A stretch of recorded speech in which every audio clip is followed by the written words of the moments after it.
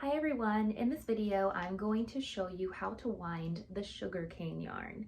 This is a really soft yarn, but because of the fibers, it's a little bit slippery. So we wanted to make you a tutorial to show you the best way to wind it, not only using a Swift, but also by hand. If you don't have a Swift at home, you can also use a household item like a chair, or I've even wrapped it around my knees.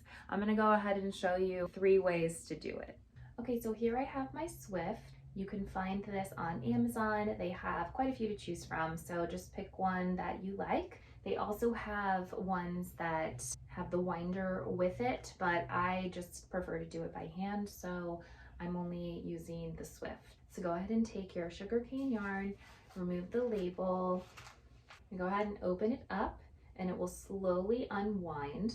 Now you can see that there are strands of yarn that are wrapped around the skein itself, and that's keeping it in the loop in place. You want to open it up so there aren't any strands that are hanging, because when we unwind, we don't want it to get tangled. So we have one there, and then there's another one at the bottom. So go ahead and place it on your Swift.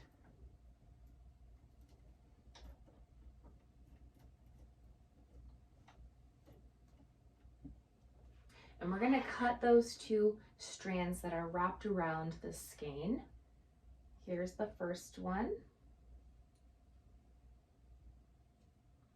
Now this is going to be the start of our ball. So I'm going to leave that for a second, and I'm going to go around to cut the other one, because that whole piece will remove completely. So we'll go back to the other one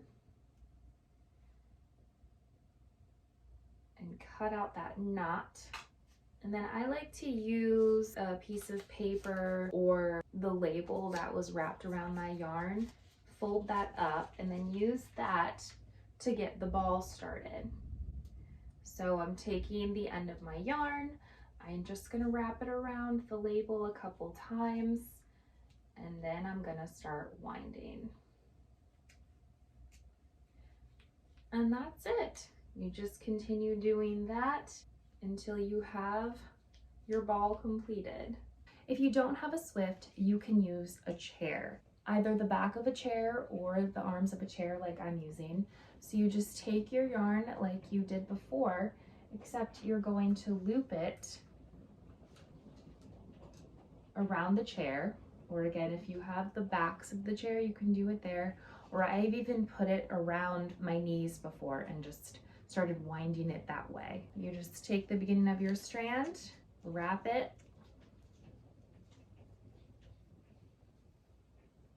and then start forming your ball like that.